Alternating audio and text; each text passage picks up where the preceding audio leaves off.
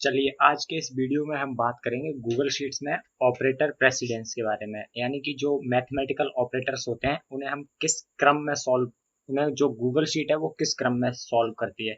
Because operator precedence is one of the most important factor when writing Google sheet formulas और Excel formulas.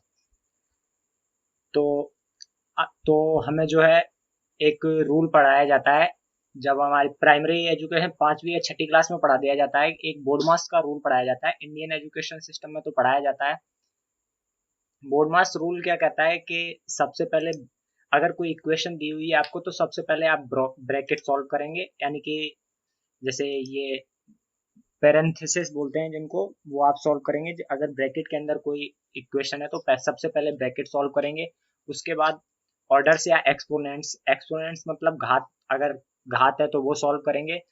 तो Excel में भी घात के लिए एक सिंबल होता है, अपर एरो जैसा ये दिख रहा है, ये एक एक्सपोनेंट का सिंबल होता है। और 1% का भी ऑपरेटर होता है गूगल शीट या एक्सेल में हम कहें तो।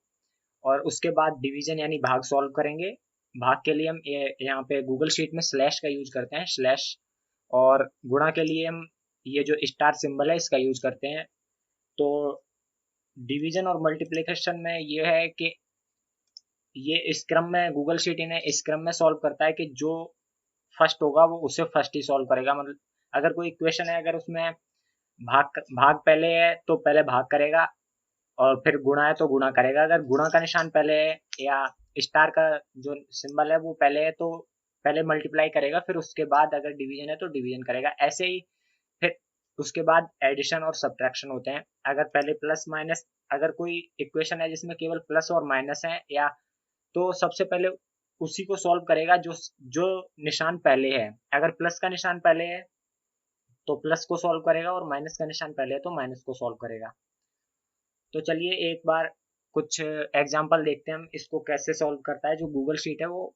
ऑपरेटर्स प्रेसिडेंस इसमें क्या है, तो मान लीजिए एक मैं यहाँ पे लिखता हूँ 3+2 इज इक्वल्स टू 3+2 गुणा 2। तो ये जो है क्या रिटर्न होना चाहिए, 3+2 5 गुणा 2 10, या 2 गुणा 2 4+3 7। तो हमारा बोर्ड मास रूल क्या कहता है कि पहले जो है इक्वेशन है तो उसमें अगर प्लस और जो भी सिंबल है तो सबसे पहले क्या सॉल्व होगा, मल्टीप्लिकेशन सॉल्व होगा। तो यहाँ पे 2 गुणा 2 पहले 4 होगा, 4+3 7 होगा।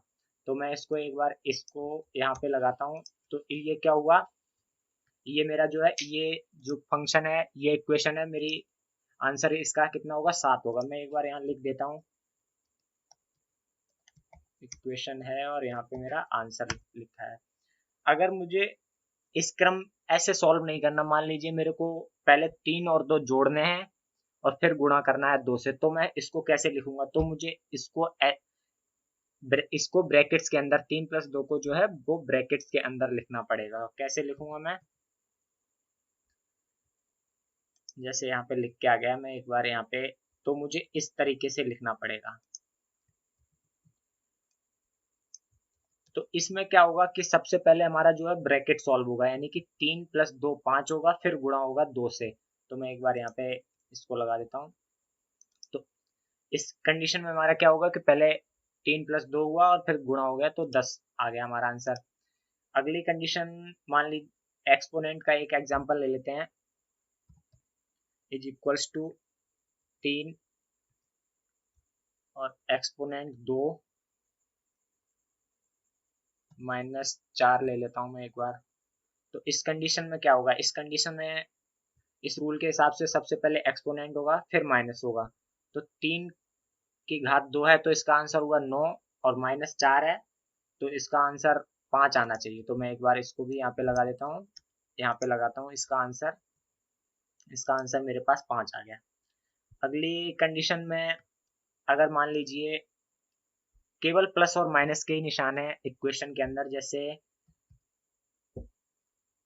8+2 -4 मान लेता हूँ मैं एक बार, +2 -4 अगर ये है तो पहले क्या होगा, तो जरूरी नहीं है कि पहले माइन अगर जैसे इसमें देखा जाए तो एडिशन और सब्ट्रैक्शन हो रहा है, लेकिन इसमें जो निशान पहले होगा तो वही होगा पहले। तो जैसे यहाँ पे प्लस का सिंबल प्लस का निशान है पहले, तो प्लस गुणा पहले प्लस होगा फिर उसके बाद माइनस होगा।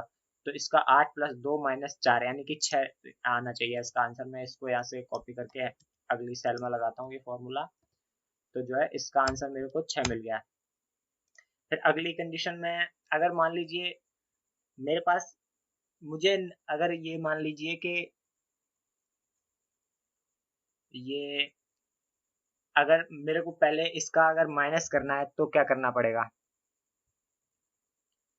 तो मैं एक बार यहाँ पे लगाता हूँ, जैसे 8 = 8 + 2। अब मैं अगर 2 - 4 को ब्रैकेट्स में डाल दूं तो क्या होगा, जैसे 2 - 4। तो इस कंडीशन में क्या रिटर्न होना चाहिए, तो इस कंडीशन में सबसे पहले ब्रैकेट सॉल्व होगा। 2 - 2, 2 - 4, 2 - 4 = -2, और 8 प्लस -2 प्लस और माइनस में एक बार यहाँ पे करके बता देता हूँ कि इसमें क्या होगा। यहाँ पे एक बार इसका आंसर देखते हैं अपन क्या होना चाहिए इसका आंसर। एक बार मैंने इसको यहाँ पे कॉपी किया और यहाँ पेस्ट किया तो इसका आंसर मेरे पास 6 आया। अब यहाँ पे देखेंगे आप तो यहाँ पे भी ये इसका इसी सेम इसका आंसर 6 आया था और यहाँ पे भी इसका आंसर 6 आया है, जबकि इक्वेशन दोनों अलग अलग है। यहाँ पे क्या हो रहा था, 8 + 2 - 4 हो रहा है, 8 + 2 10 - 4 6 हो रहा है, लेकिन यहाँ पे क्या हो रहा है 8 प्लस, अब ब्रैकेट में 2 - 4 है तो 2 - 4 का 4 की वैल्यू क्या रिटर्न होगी, मैं एक बार यहाँ पे करके बताता हूँ। 2 - 4, 2 - 4 रिटर्न होगा -2, क्योंकि जो माइनस की संख्या 4 है वो बड़ी है इसलिए -2 रिटर्न हुआ हमें। अब क्या हुआ, अब अगली कंडीशन क्या हो गई इसमें कि = 8, मेरे पास फिर प्लस का निशान था तो प्लस, और मेरा जो अगली ये जो है ये 2 - 4 ने क्या रिटर्न किया मेरे को, ये रिटर्न किया। तो 8 प्लस -2 है, तो प्लस और माइनस माइनस हो गया, तो इसलिए जो है मेरे आंसर यहाँ पे 6 रिटर्न हुआ है। और अगली कंडीशन में ऐसे ही अगर अगर गुणा और भाग की एक कंडीशन एक साथ है तो क्या होगा, जैसे = 10 गुणा 2/10। तो इस कंडीशन में क्या होगा, गुणा का निशान पहले है तो 10 × 2 20 होगा, 20/10, यानी कि आंसर मेरा जो है वो 2 आएगा। तो मैं एक बार इसका आंसर यहाँ पे देखता हूँ, मेरा आंसर 2 आएगा यहाँ पे। अगर इसके उलट मान लीजिए ऐसा होता कि 10, पहले मैंने गुणा पहले किया था तो अब मैं मान लीजिए भाग करता हूँ पहले।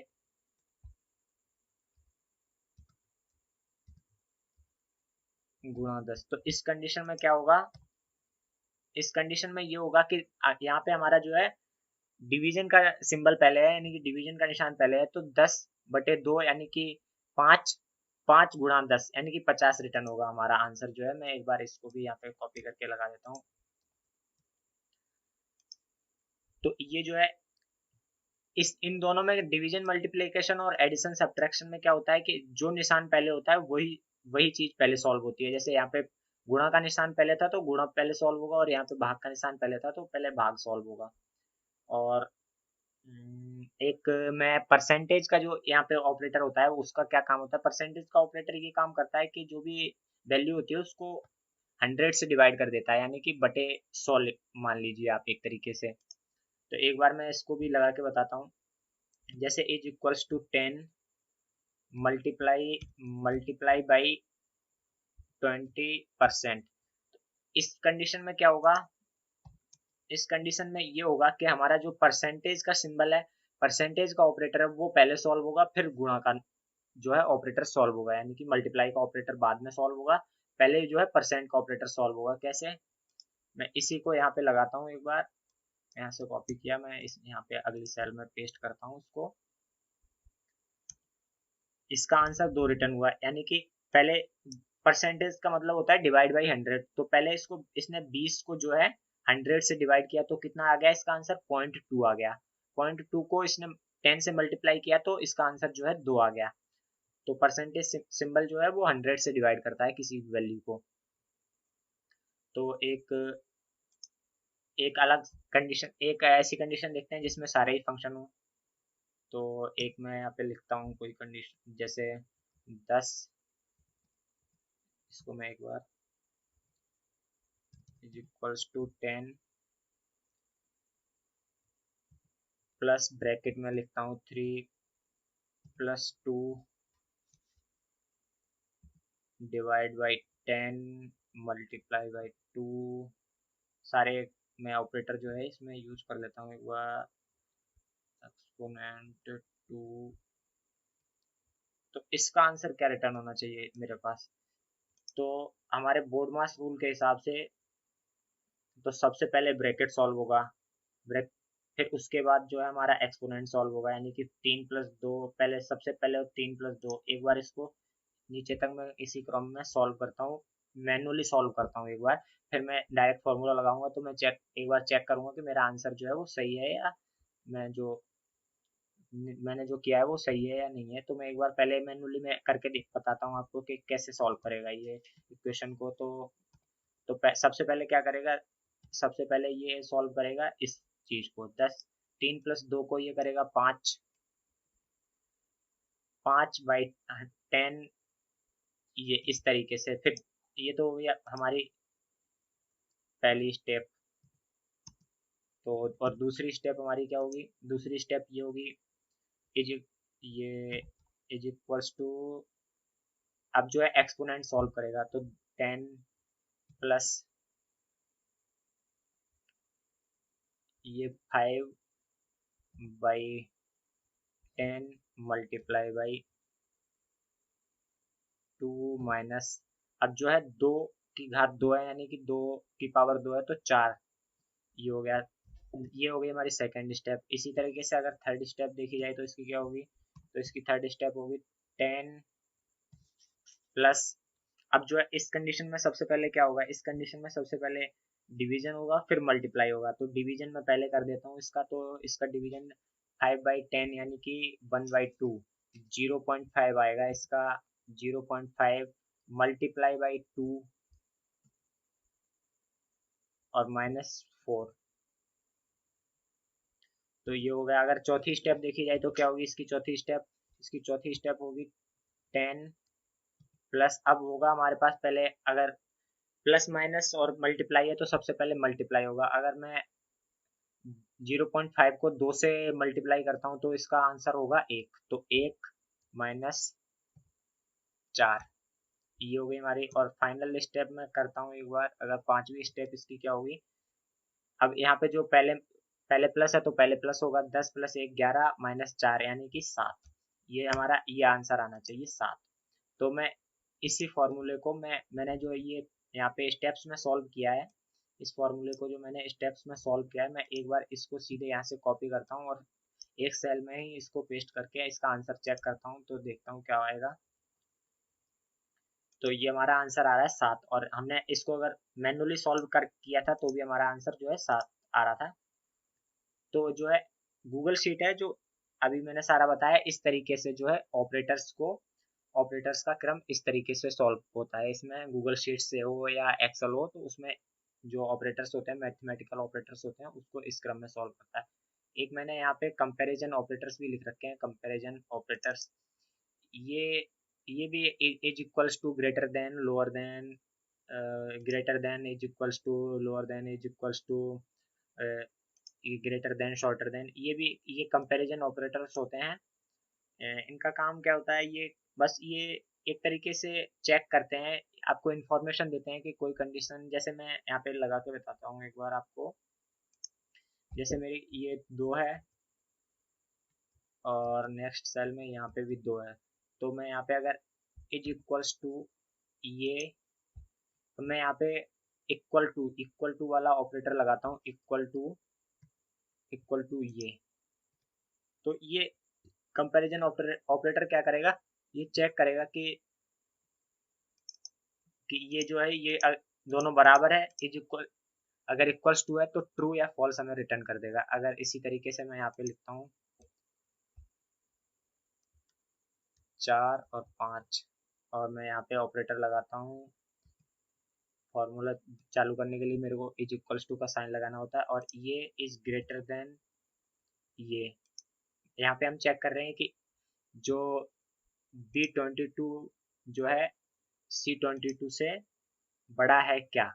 तो ये हमारा जो है 4 जो है वो 5 से बड़ा नहीं है, तो यहाँ पे फॉल्स रिटर्न हुआ।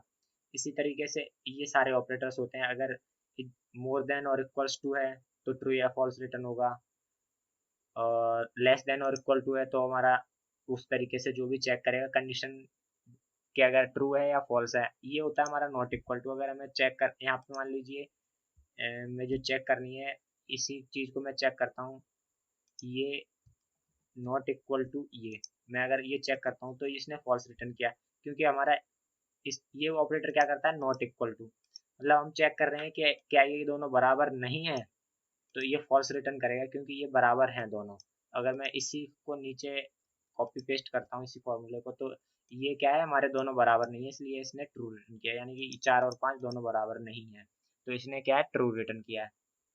तो ये कंपैरिजन ऑपरेटर्स हो गए, और ये हो गए हमारे ऑपरेटर्स जो मैथमेटिकल ऑपरेटर्स होते हैं, और इनकी क्या प्रेसिडेंस होती है, मतलब क्या प्रधानता होती है, किस क्रम में ये सॉल्व होते हैं गूगल शीट या एक्सेल के अंदर।